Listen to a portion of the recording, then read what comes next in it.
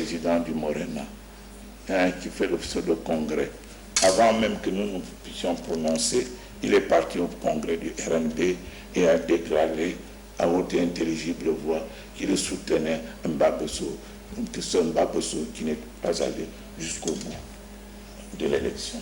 Donc j'ai trouvé que j'avais autour, enfin parmi les militants du Morena, ceux qui n'avaient pas encore retenu l'idéologie de notre parti, qui nous oblige à nous battre pour la libération de ce pays, qui nous oblige à nous battre pour rechercher l'intérêt général. Peut-être que vous n'avez pas les mêmes moyens de résistance qu'eux, et qui sont conscients que en politique, on peut aussi négocier. Ben, vous savez, la négociation, voilà pourquoi j'ai dit l'autre jour, quand on a évoqué le problème de l'audience, oui, mais il y a des gens qui ont pris cette voie, cette option. Mais j'ai le regret, je le dis devant la télévision, j'ai le regret de constater que la plupart d'entre eux ne sont plus en vie. Nous ne sommes plus en vie. Nous avons créé le Morena avec le défunt Mobamba Nziengi, que Dieu laisse en âme. Mais il a été secrétaire d'État à l'agriculture. Au moment où on nous invitait à l'audience, Mobamba Nziengi ne vivait plus. Hein? Bien Togo a créé le Morena avec nous. Obendougou a été ministre chargé du contrôle d'État. Mais au moment où on tenait cette réunion, Obendougou ne vivait plus. Que Dieu ait son âme. Je ne dis pas que c'est le gouvernement qui l'a tué, mais je ne comprenais pas que ceux qui ont tenté de se rapprocher de ce pouvoir n'aient plus eu la possibilité de vivre après cette sortie du gouvernement. Peut-être la pression du pouvoir. Je ne sais pas. Le pouvoir se gère aussi. Voilà, Oyonaba, qui a créé le Morena avec nous, il est parti au gouvernement à 2 reprises. Et au moment où on traitait ce dossier, Oyonaba ne vivait plus. Et je leur dis, je n'ai pas dit que c'est le gouvernement qui les tué, mais je constatais quand même que la plupart qui sont passés par ce créneau n'ont pas eu la chance de continuer à vivre. Et si on peut rallonger la liste aujourd'hui avec Maxime Balé, 2 fois au gouvernement. Mais aujourd'hui, Maxime Balé, je n'accuse pas le gouvernement, mais c'est un constat qui doit amener les membres du mouvement. C'est une coïncidence. Voilà, oui, c'est ça. Et cette coïncidence, il vaut mieux qu'elle nous fasse réfléchir. Qu'elle nous fasse réfléchir. Je n'accuse personne. Mais je me dis, c'est peut-être nous qui ne résistons pas aux différents plaisirs du pouvoir ou du gouvernement. Voilà, ça peut arriver, ouais. Mais autant éviter de pouvoir le faire. Même si M. Véronti est inspecteur central du Trésor. Allô, bonsoir. Un téléspectateur. Allô, bonsoir. Allô? Bonsoir. Allô, bonsoir. Vous pouvez intervenir. Je voulais féliciter le monsieur. On va demander à Edouard d'augmenter le son parce qu'on n'entend pas. Je voulais juste féliciter le monsieur pour tous ses efforts. Et de dire que c'est son parti, ne lâche pas les bras. Nous t'encourageons très fort. Ne lâchez pas les bras, c'est votre parti. Merci beaucoup pour l'encouragement. Au revoir. Bonsoir, merci beaucoup, monsieur. Et je crois que dans le combat que nous menons, nous attendons effectivement que la plupart des Gabonais que vous êtes, vous nous souteniez dans les efforts que nous sommes en train de développer pour ce pays, pour sa libération, pour sa prospérité. Monsieur Véronti, s'il arrivait que les conditions s'améliorent, que les conditions des Gabonais, les préoccupations des Gabonais soient prises en compte, est-ce qu'il serait possible que vous apportiez votre expertise avec cette gestion financière autrefois pris comme expertise de référence, car on sait que vous avez effectivement fait plusieurs, on va dire, directions provinciales du Trésor. Et puis, vous avez été quand même comptable au niveau de l'Assemblée nationale. Donc, je suis Doris, j'appelle depuis Otangué. Allô, bonsoir. Allô? Bonsoir. Bonsoir, monsieur. Vous pouvez intervenir, monsieur Véronti est à vous. Ok, je vous suis en direct depuis Otangué. Oui. Et je voudrais vraiment féliciter le combat du monsieur à côté assis de vous. Oui. Merci. Je l'ai suivi de près pendant les élections présidentielles. Je l'encourage. Je veux lui dire que le peuple gabonais, surtout les jeunes, sont derrière lui. Merci. Nous voulons les hommes comme ça. C'est un modèle. Et vraiment, bonne continuité à votre émission. Je vous remercie. Au revoir. Merci à nous. pour la participation. Oui, merci, madame. madame. M. Bengono a un mot pour vous, certainement. Oui, je voudrais dire que je suis très sensible aux mots que madame vient de nous adresser. Et comme je l'ai dit à l'autre téléspectateur tout à l'heure, nous souhaitons que nous allions, que nous évoluions tous ensemble. Vous savez qu'en langue, chez nous, on dit un seul doigt ne lave pas la figure. Le Gabon est à nous et il faut que nous fassions le maximum pour le construire. Donc la majorité de l'opposition doivent construire le Gabon. Oui, mais pas comme dans le parti unique. Les gens ont eu la possibilité de construire ce parti en parlant le parti unique où il n'y avait pas d'opposition. Mais le Gabon n'a pas été construit. Allô, bonsoir. Allô? Allez, reparti.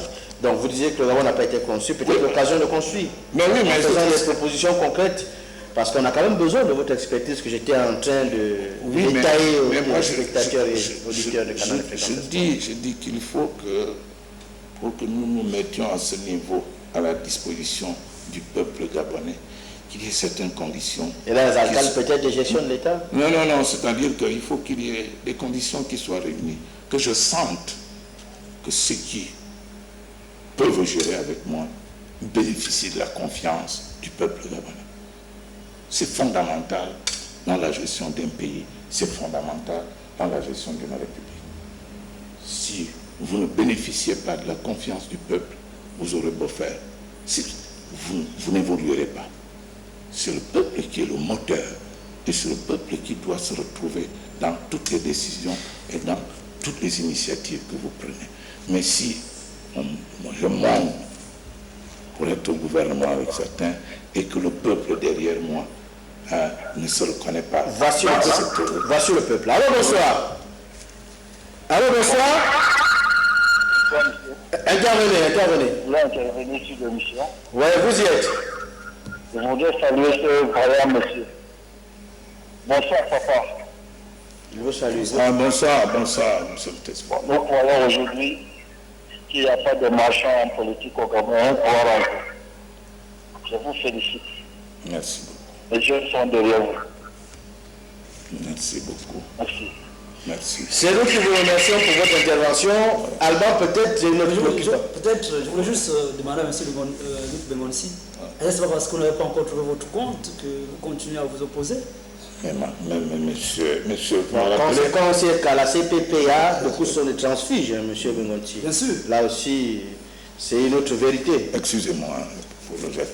Mais je voudrais dire une chose assez simple. Mon compte, en quoi? Quand je suis parti en prison, j'étais un jeune fonctionnaire. Je ne cesse de le répéter. Mes primes plus mon salaire faisaient à la fin du mois 1 400 000. J'étais un jeune directeur à l'époque. J'étais au Trésor. Mais j'ai laissé cela parce que j'estimais qu'il y a un intérêt supérieur de la nation. Voilà certainement votre intérêt. Allô, bonsoir. Allô? Elle est repartie. Moi, je voudrais vous dire que je lisais dans Jeune Afrique de cette semaine un monsieur qui dit « Je ne voudrais pas être le plus riche du cimetière. » Donc, il faut que vous compreniez que nous naissons sans un boubou. Nous repartons dans la tête blanche. Tout ce qu'on accumule reste. Voilà pourquoi il faut que nous fassions un effort pour que la répartition soit une répartition équitable et au bénéfice de tous. Ok, d'accord. Allô, bonsoir. Allô, bonsoir. Il a réparti le téléspectateur, c'est bien nommé. Allô? Allô, bonsoir. Vous pouvez intervenir. Bonsoir, monsieur. Bonsoir, madame. Oui. Monsieur Luc Bongon, je vous félicite beaucoup. Merci beaucoup. Vous êtes le Gbagbo gabonais. Il faut tenir tête à ces gens-là. Merci. Vous êtes le Gbagbo gabonais. Et je suis fier de vous. Et vous êtes un vrai citoyen. Et je crois que vos enfants seront fiers de vous. Et vous êtes vraiment quelqu'un qui fait partie de l'histoire du Gabon. Je suis fier de vous. Vraiment, je tenais à vous dire ça. Merci. Vous êtes le vrai Gbagbo gabonais. Il faut tenir tête à ces gens-là. Il faut parler la vérité, rien que la vérité, selon le Christ. Et vous êtes un vrai croyant. Merci, madame. Merci beaucoup. Au revoir. Au revoir, madame. Merci. Je Je suis de tout cœur avec vous, madame. Et je continue à dire à chacun d'entre nous que l'effort à faire est au niveau de chacun d'entre nous. Allô, bonsoir. Bonsoir. Vous pouvez intervenir. Bonsoir, messieurs. Bonsoir, madame. En fait, c'est pour féliciter monsieur Luc. Merci, madame. Continuez comme ça. Dieu est avec vous. Merci, madame. Merci beaucoup.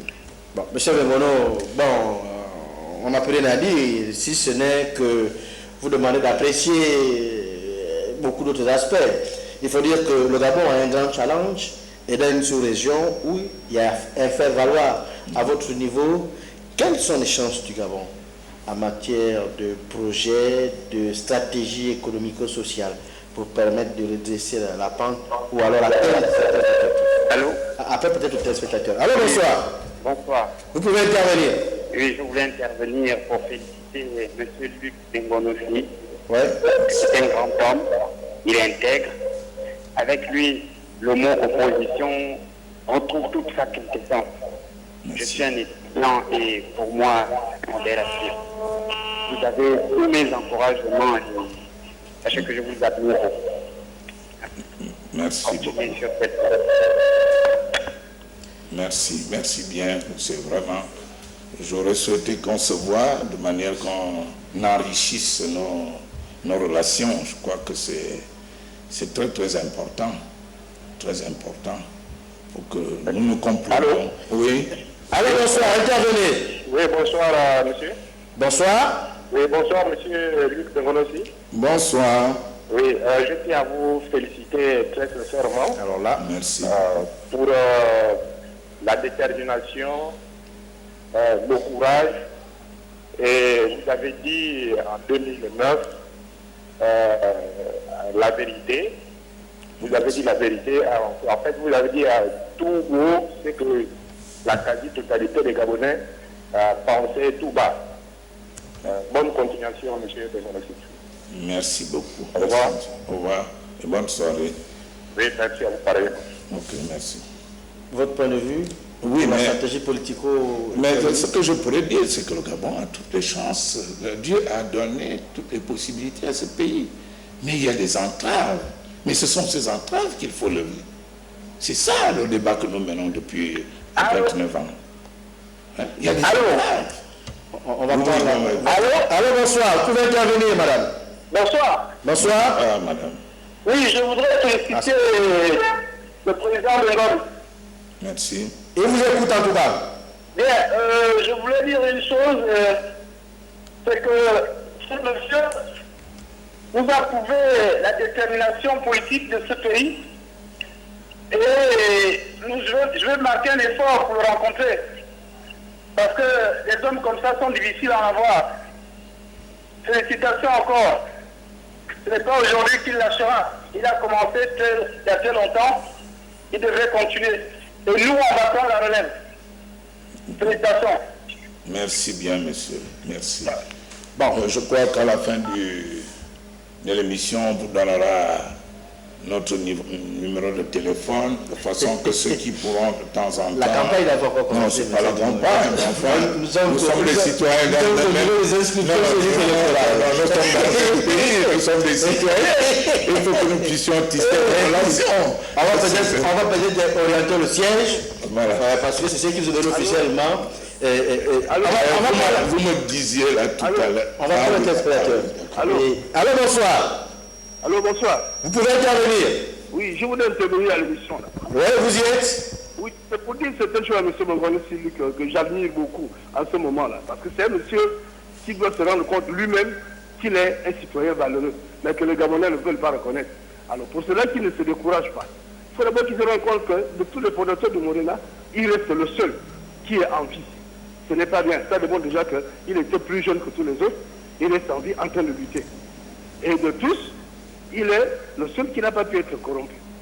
Alors, il est tout franc, il est tout frais, il reste tout neuf, que Bengonossi se rend compte que l'histoire retiendrait qu'il y a eu un Bengonossi dans l'opposition de l'histoire gabonaise. Alors, honnêtement comme il est, qu'il ne regarde pas toutes ces jalousies-là, qu'il ne regarde pas toutes ces médisances-là, qu'il tienne la tête haute et qu'il meurt dans sa position, on parlera de lui. beaucoup d'encouragement à M. Bongani, celui que je connais très bien d'ailleurs. Merci beaucoup, merci vraiment. Lui, il n'aura pas besoin de numéro de téléphone puisque vous connaissez. Je lui dis bonsoir, je le remercie pour... Bon, on a comme l'impression que l'émission va à sens unique. On va essayer peut-être de rebooster l'émission parce que c'est ça effectivement. Moi, j'étais en train de vous dire que le Gabon avait toutes les chances de devenir un pays, un beau pays, dans le temps... Avait ou pas? Avait pour moi. Et pour tout être encore à voir. Voilà, moi j'insiste sur les entraves. Avec l'accord de M. Bengono. Ben, si je peux y apporter le meilleur de moi-même pour qu'on y arrive, je n'hésiterai pas. En tout cas, les autres vous entendent. Mais oui, mais les autres... on a compris. D'accord, mais je voudrais dire qu'on a eu beaucoup de choses. Il y a des entraves qui ont fait en sorte que les choix des dirigeants à la tête n'ont pas été les choix démocratiques. Il y a des entraves qui font en sorte que les investisseurs qui sont dans notre pays tiennent absolument à rentabiliser leurs capitaux. Les entraves consistent à ne pas impliquer le peuple gabonais dans la gestion, dans le développement. Nous insistons sur l'autodéveloppement, le développement qui doit partir des Gabonais eux-mêmes. Ok, d'accord, on a compris. Alors, bonsoir. Alors, bonsoir. Vous pouvez intervenir, monsieur. Merci, monsieur. Et je souhaite d'abord féliciter monsieur Bongani. Et j'aimerais lui poser une question. Est-ce qu'il est déjà rentré en possession de ses sous? Est-ce que... Vous pouvez répéter la question? J'aimerais savoir s'il est déjà rentré en possession de ses sous. Rentrer en possession de son argent. Votre argent. Ah, bon, on m'a envoyé de l'argent. Je ne sais pas, mais il pose la question. Mon argent, il vient d'où? Il vient d'où? Il vient d'où, mon argent? Pour rigoler, mais nous tenons à vous féliciter. Ah, merci. Vous êtes baobab. Il y a même un Gbagbo, comme l'a dit une femme tout à l'heure. Si on a des nationalistes comme vous, l'Afrique ne serait pas comme ça. On vous félicite beaucoup. Il faut aimer votre peuple et votre peuple va vous aimer. Et Dieu vous bénira éternellement. Merci et bonne nuit. Merci beaucoup. Merci vraiment. Tous vos encouragements nous vont au cœur. Nous demandons au peuple gabonais de se lever.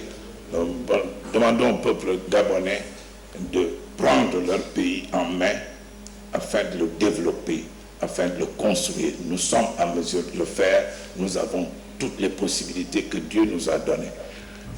Un petit effort, il faut faire sauter les entraves. C'est quoi les entraves selon vous? Les entraves, j'ai souligné certains aspects tout à l'heure.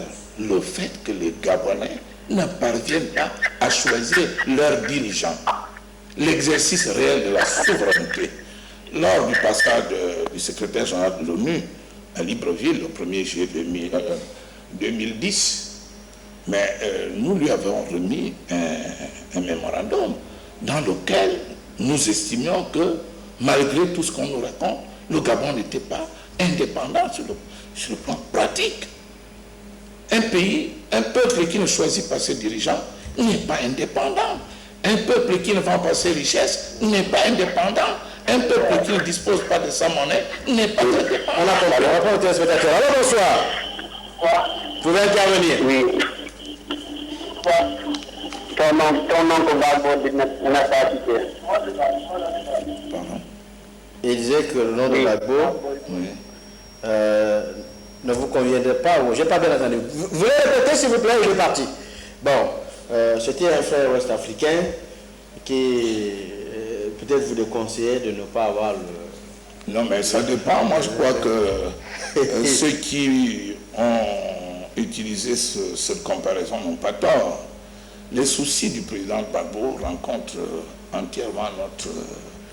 On va rentrer après la pause voilà. Dans votre appréciation de cette question d'actualité internationale. Gardez votre parole en patience. On va prendre notre téléspectateur. Allô, bonsoir. Allô, bonsoir. Oui, bonsoir. Vous pouvez intervenir. Oui, c'était pour féliciter M. Mebong pour ce qu'il fait et ce qu'il dit dans l'émission. Moi, je suis un jeune Gabonais, je travaille dans une entreprise privée, je précise bien française. Et ça, je suis sûr que si monsieur peut rentrer au gouvernement, il va constater que les sociétés françaises n'ont pas mis en vigueur les 150 000 francs qui ont été demandés par le président de la République gabonaise. Un.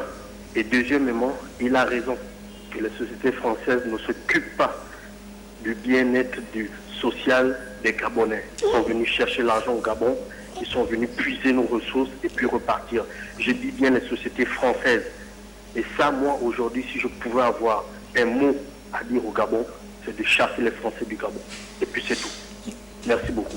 Merci, monsieur. Merci pour votre intervention. On est toujours avec votre invité. Alors, peut-être une préoccupation rapidement. Non, mais moi, je voulais préciser à nos téléspectateurs que son analyse rejoint la nôtre. Voilà pourquoi j'ai dit tout à l'heure que le Gabon n'est pas à vendre.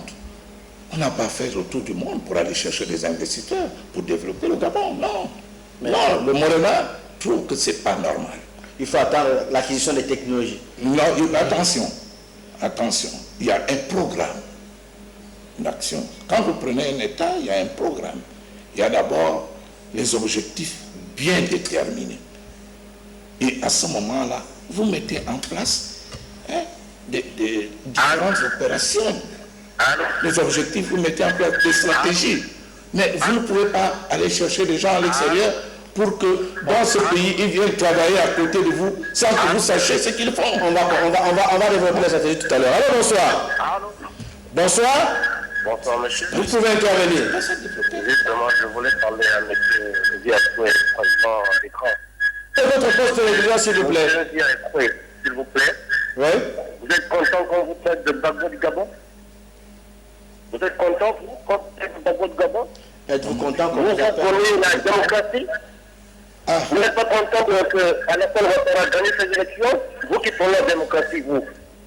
Mais ça c'est honte, cabotage. Vous qui prenez la démocratie, vous acceptez qu'on vous appelle Gbagbo du Gabon. Voilà une bêtise, une honte. Je suis dans le réserve, je dis que c'est une honte. Demandez s'il vous plaît à ceux qui vous appellent, vous dites que vous étiez le Gbagbo du Gabon, vous n'acceptez pas ce nom. Ça ne peut pas une fierté de l'Afrique. Gbagbo a perdu les élections en Côte d'Ivoire.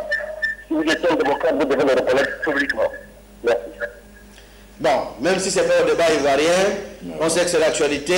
M. Begonzi épouse peut-être certaines idées, mais n'est pas le Gbagbo du Gabon, n'est-ce pas? Mais enfin, je ne sais pas, ils ont tiré une comparaison. Je ne peux pas être un Gbagbo et Gbagbo ne peut pas être un Gbagbo. Non. Ce qu'il faut que nous puissions comprendre, c'est que les Gabonais ne posent pas de questions. On a appelé Oyonaba le Mandela du Gabon.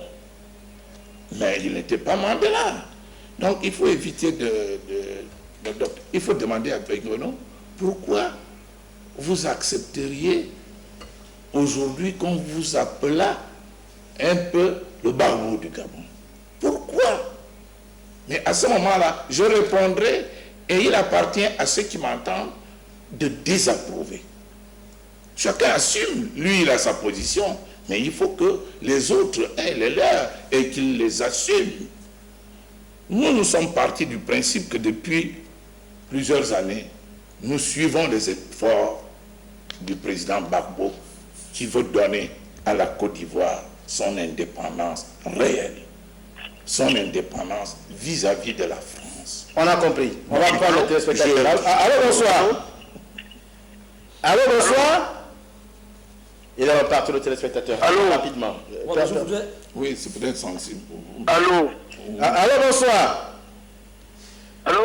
Intervenez, nous vous écoutons. Je peux intervenir? Oui, allez-y. Bon, ok. Allô. Intervenez, nous vous écoutons. Voilà, il y a un problème avec son téléphone. Alba, rapidement. Allô. Bon, ok.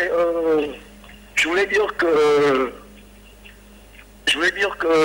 il y a des gens comme Luc Bongobesi qui sont méconnus du peuple gabonais, et pourtant c'est un monsieur qui lutte pour le peuple gabonais depuis 1981, et il est resté intègre est digne dans sa logique.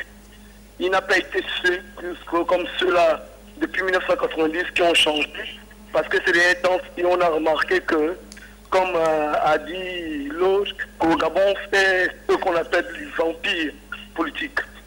Et je lui tire mon chapeau, parce que c'est quand même un monsieur qui montre qu'au Gabon, il n'y a pas que des idiots. Et grand merci, que Dieu te bénisse. Merci beaucoup, merci pour votre analyse. Et je continuerai toujours à dire la même chose. Nous nous battons pour ce pays, mais nous nous battons pour vous et nous voulons que tout le monde se batte pour ce Gabon. Bon, on trouvera peut-être que c'est utopique, mais il est temps que nous prenions conscience que ce pays est à nous et que c'est nous qui devons le bâtir. Ok, d'accord. Peut-être un question. Allô, bonsoir. Oui, bonsoir, monsieur. Vous pouvez intervenir. Bien, merci. Je voudrais tout simplement dire que M. Bengonsi était monsieur qui a montré au peuple gabonais combien de fois il aimait son pays.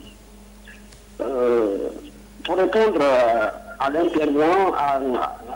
l'intervention de monsieur qui venait de passer avant moi, qui disait que M. Bengonsi n'est pas le barbeau du Gabon, mais c'est un monsieur qui se trompe énormément. S'il ne connaît pas l'histoire du Gabon, qu'il aille faire ce qu'il a à faire et laisser M. Luc Bengonsi à continuer sa lutte jusqu'à la victoire finale. M. Bengonsi, je voudrais vous dire que ne vous découragez pas. Vous êtes du bon côté de l'histoire. L'histoire retiendra que le Gabon a eu des enfants valeureux comme vous. Et ceux qui sont contre le développement de ce pays, ils vont tout simplement à la poubelle de l'histoire, comme les Mobutu, les Bokassa et autres. Continuez la lutte. Je vous remercie. Merci beaucoup. Oui, je voulais dire que certains s'étonnent, parce que ceci a été dit sur votre plateau lors de la campagne. Présidentielle, oui. Oui, tout le monde se demandait d'où sort-il ce Bengono. Pourtant, je suis ici à Libreville, pourtant je fais des conférences de presse, pourtant je fais des déclarations, mais les organes de presse ne les relaient pas. Je fais même des meetings, je fais un meeting à l'intérieur tout récemment, mais ceux qui se passent pour des hommes politiques là-bas, les grands patrons, ont sommé le peuple de ne pas assister à ces manifestations. C'est ça qui est le grand problème dans ce pays. On ne veut pas que les gens sachent la vérité. Cet après-midi, j'ai reçu la RTG 1 chez moi et ils m'ont demandé une interview de près de 3 à 4 minutes. Mais d'après ce qu'on m'a annoncé, ils n'ont fait passer qu'un élément de 50 secondes. C'est les normes en matière de communication. Je vous rappelle que c'est une minute plus une minute. Mais enfin, quel est le message que vous pouvez transmettre en une minute? Pour ne pas être avocat de la RTG, oui, mais je sens que il y a l'heure de vérité, l'émission plurielle peut-être, ou alors Gababdou tous les dimanches, qui pourra peut-être vous recevoir. Essayez un peu de ce côté-là. Oui, j'ai eu l'illusion, c'est moi qui ai eu l'illusion de croire qu'ils étaient suffisamment, j'allais dire, courageux pour faire passer notre message. Non, mais ils sont courageux. Non, ils ne me l'ont pas. Votre appréciation sur l'émission plurielle. Ils ne m'ont pas. Votre point de vue sur l'émission plurielle? Non, c'est-à-dire que jusqu'aujourd'hui, ils me surprennent. Bon. Mais ce ne sont pas. Ils ne sont pas journalistes, non. Ce ne sont pas des journalistes. Bon, on a compris le message. Non, mais alors j'ai été à la radio. Et on m'a dit non, il faut parler, il faut parler, il faut parler. Moi, je leur ai dit attention, il faut éviter que nous ayons l'impression que vous prenez ces éléments pour les balancer ailleurs. Nous voulons nous adresser au peuple gabonais et non à certains milieux. Le peuple a besoin de connaître la vérité. Vous êtes sûr, dites-nous la vérité. Celle que moi je considère comme vérité. Oui, parce qu'il y a plusieurs vérités. Oui, on ne l'en tient pas totalement. La vérité n'a pas de camp. Non, mais ça dépend. Ça dépend des faits. Alban, j'affirme là que je suis un membre fondateur. On a vu, en tout cas, le document est là, c'est signé. Voilà. Et on peut authentifier si nous faisons office de témoin. Voilà. Et c'est depuis 1991 signé de Antoine Depadou Mbemou-Miyakou le 25 octobre 1991, avec ampliation au président de la République, au Premier ministre, ainsi que tous les départements ministériels concernés par la légalisation d'un parti politique. Donc là, vous êtes membre fondateur du Morena, on a pu le constater, on a pu le voir sur le document. Alban a une préoccupation rapidement avant la pause. Peut-être pour une information à nos téléspectateurs, si M. Luc Bengonsi est ici sur le plateau, nous avons tenté de rentrer en contact avec le président du Morena. C'est vous qui le considérez comme tel. Il y a eu un congrès, le Morena habitué aux tendances, donc on va dire Morena tendance Samuel Ndungema. Si vous le voulez, parce qu'on a eu Morena Zememini, Morena Mbale, donc permettez-nous de parler du Morena Samuel. Mais la question que je me pose est la suivante. Pourquoi le ministère de l'Intérieur se donne le plaisir de légaliser toutes les dissidences du Morena? Pourquoi? Est-ce qu'on fait la gestion de la démocratie gabonaise où on veut détruire le socle qui mène le combat pour la libération et la démocratie? La question est posée, vous aurez certainement une réponse. Alba, rapidement. Oui, donc je disais que nous avons tenté de rentrer en contact avec le président du mouvement de redressement national. On va peut-être dire version Samuel Ndungema. Mais malheureusement, nous n'avons pas pu l'avoir. Nous sommes arrivés jusqu'à son domicile, mais on n'a pas pu l'interviewer. Vous savez que certains hommes politiques ont des contraintes, ce qui fait que vous êtes pas... Vivement qu'il nous apporte son droit de réponse, car c'est ça la démocratie. N'est-ce pas, monsieur? Oui, je crois que c'est d'équilibrer l'information. Non, c'est pas bégal. Il faut dire que monsieur Mendou Mengema ne nous a pas invités à son congrès et malheureusement nous n'avons pas eu l'information. Il faut se l'accepter à temps. Dans tous les cas, on a fait des tractations. On est même pas arrivé jusqu'à son domicile. On n'a pas... bon, vivement que ses proches se rapprochent de nous à travers les numéros qui sont affichés pour que lui aussi puisse apporter sa part de vérité. Oui, car la démocratie, n'est-ce pas, monsieur il s'étonne qu'il ne me voyait pas. Il était où lui-même? Bon, bref. Il était dans la nature. Mais quand les gens ne sont pas assez courageux pour avouer leurs erreurs, pour dire la vérité, c'est très dommage, surtout à ce niveau. Il vient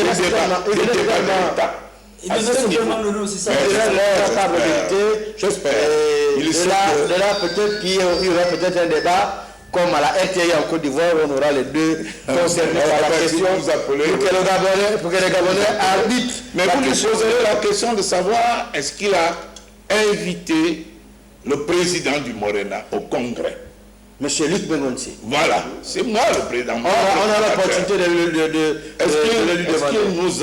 Est-ce qu'il a invité les autres membres à ce congrès? Ce congrès qui a été fait, pour moi, d'après les échos, qui ressemble à une grosse comédie.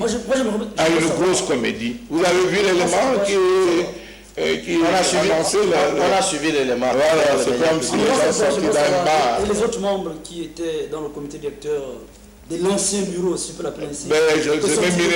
Zememine est devenu président d'un nouveau parti. Il a amené, je crois, 2 ou 3, la plupart